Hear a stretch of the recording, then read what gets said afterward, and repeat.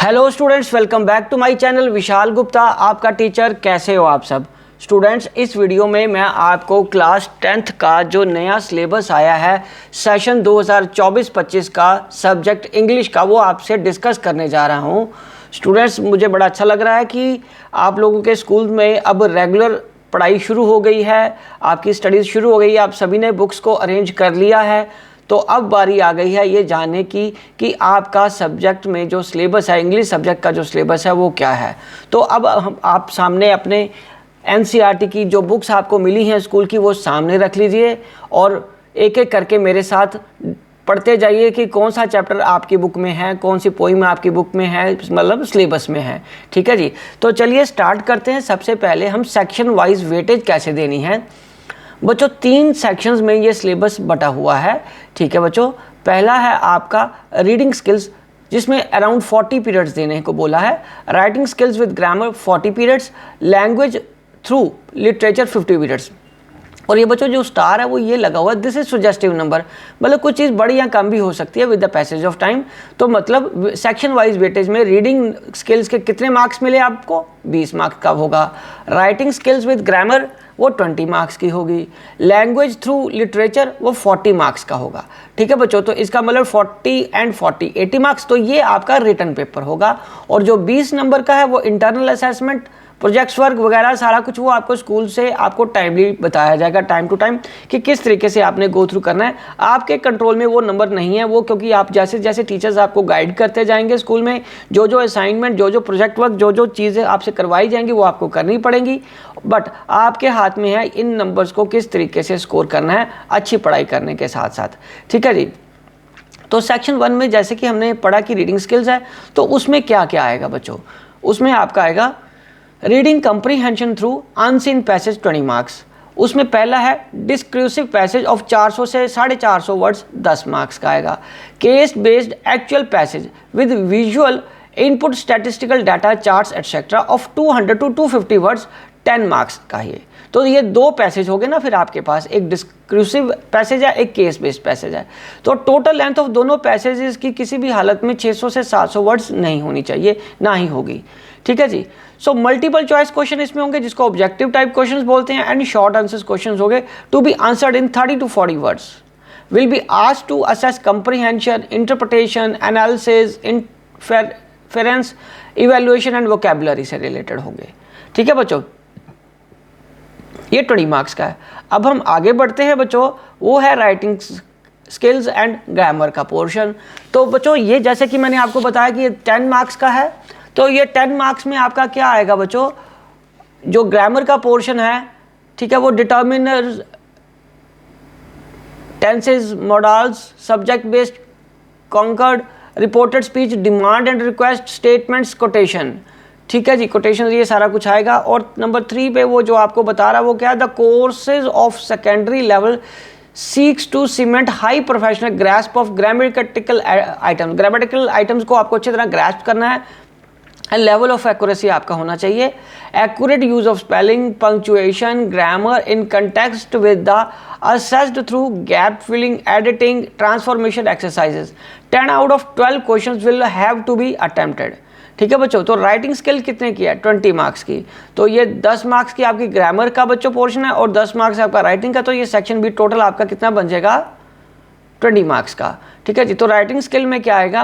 Writing a formal letter based on given situation in 100 to 120 words, 1 out of 2 question is to be answered. ठीक है, तो ये 5 number का होगा। 2 मतलब इसमें ऑप्शंस आ जाएगी, चॉइस आ जाएगी। राइटिंग एन एनालिटिकल पैराग्राफ 100 से 120 words on a given map, chart, graph, cues. ठीक है, ये आपको गिवन होंगे। 1 out of the 2 questions is to be answered, मतलब इसमें भी चॉइस होगी। तो ये दोनों में से कोई एक आपको करना पड़ेगा। ठीक है बच्चों, अब हम आगे बढ़ते हैं। सेक्शन सी, वो आपका बच्चों अगेन 40 मार्क्स का। तो इसके लिए आपको क्या करना पड़ेगा? वो है रेफरेंस टू द कॉन्टेक्स्ट में 5 + 5 10 मार्क्स का ये आएगा, जिसमें 1 extract out from the drama या प्रोज में से आएगा और एक एक्सट्रैक्ट कहाँ से आएगा? Out of 2 from poetry. तो मतलब इन दोनों में से या इन दोनों में से कोई एक करना होगा। मतलब 6 में भी ऑप्शन आ गया ना, फिर 6 में भी चॉइस होगी और 7th में भी चॉइस होगी। एक आपको एक्सट्रैक्ट आएगा ड्रामा या प्रोज में से, ठीक है, दोनों में से कोई एक करना होगा और एक दो पोइम्स आएंगी, दोनों पोइम्स का सा एक एक्सट्रैक्ट आपको करना होगा रेफरेंस टू कॉन्टेक्स्ट देके। 5 मार्क्स के ये दोनों हैं और दोनों में चॉइस है। Multiple choice question, objective type question, very short answer question, 1 word 1 sentence, short type questions to be answered in 30 to 40 words, इसका यही रहेगा। Will be asked to assess inference, analysis, interpretation and evaluation vocabulary. ठीक है बच्चों, तो अब उसके बाद क्या आएगा, short and very long answer questions, वो 30 मार्क्स के आएंगे। 4 out of 5 short answer type questions to be answered in 40 to 50 words from the book First Flight to assess interpretation, analysis, inference and evaluation। ये 4 marks का होगा, 3 questions आएंगे, 12 marks के बन गए। ठीक है जी, 4 out of 5 क्वेश्चंस आंसर्स। ठीक है, 5 क्वेश्चन आएंगे, सॉरी 4 आपको करने हैं, 3 मार्क्स का है वो। ओके जी, so out of 3 short answers, 3 में से 2 out of 2 करने हैं, 3 में से कोई 2 करने हैं, to be answered in 40 to 50 words each from footprint from without feet to assess interpretation, analysis, inference and evaluation. 2 questions आपको करने हैं, अगेन 3 मार्क्स के हैं, 6 मार्क्स यहाँ से आ जाएंगे। ठीक है बच्चों, और 1 out of 2 of the long question answers from the first flight, और 2 क्वेश्चन बड़े दिए जाएंगे जिसको हम बड़े क्वेश्चन बोलते हैं, लॉन्ग आंसर टाइप क्वेश्चन, उनमें से एक करना है आपको फर्स्ट फ्लाइट में से, जिसका आंसर आपको 100 से 120 वर्ड्स तक देना है बच्चों। To assess creativity, imagination, extrapolation beyond the text and assess the across the text. ठीक है, this can be a passage based question taken from the situation, plot from the text, 6 marks. और उसके बाद 1 out of the 2 long questions, footprints without feet, on theme or plot involving interpretation, extrapolation beyond the text and inference or character sketch to be answered in about 100 to 120 words, 6 marks।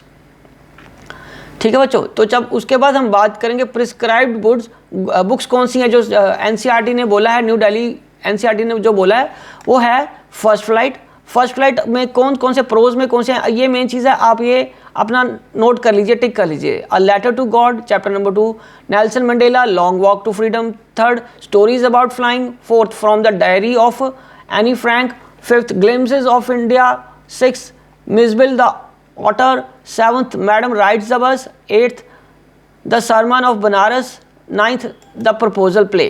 ठीक है बच्चों, और उसके बाद बच्चों 8th क्या है, sorry poems क्या है, उसके बाद पोइम्स है हमारे पास यहाँ, dust of snow, fire and ice, a tiger in the zoo, how to tell wild animals, tell the ball, sorry उसके बाद the ball poem, Amanda, the trees, fog, the tale of the custard dragon, और last में 10th का है the any George जी। ठीक है जी, तो उसके बाद हमारे पास यहाँ पे जो नई दूसरी बुक है वो कौन सी आएगी बच्चों, फुट प्रिंट विदाउट फीट। तो ये book a triumph of surgery, इसमें chapter 1, chapter 2 the thieves story, the midnight visitor, a question of trust, footprint without feet, the making of a scientist, the necklace Bholi, the book that saved the earth.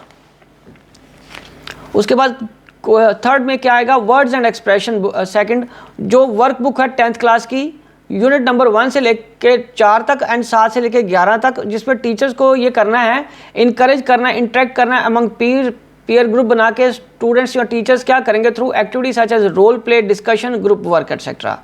Reduce teacher talking time and keep it up to minimum. ठीक है, और take up the question for discussions to encourage people to participate and to marshal their ideas and express and defend their views and follow the speaking and listening activities given in the NCERT books. तो ये teachers भी अगर मेरे इस video को देख रहे हैं तो वो भी ये समझें कि उनको ये एक्सपेक्टेड है बच्चों से करवाने के लिए। So besides measuring learning outcome, text serves the dual purpose of diagnosing mistakes and areas of non-learning, to make evaluation a true index of learners' knowledge, each language skills to be assessed through a judicious mixture of different types of questions। ठीक है बच्चों, तो हालांकि ये आपके लिए नहीं, जो टीचर्स यदि मेरी इस वीडियो को देख रहे हैं या देखेंगे बाद में, तो वो उनको ये चीज़ों को बोर्ड ने एडवाइस किया कि इस तरीके से आपने स्टूडेंट्स को इंग्लिश सब्जेक्ट में इनकरेज करना है वर्ड्स एंड एक्सप्रेशंस को लेके।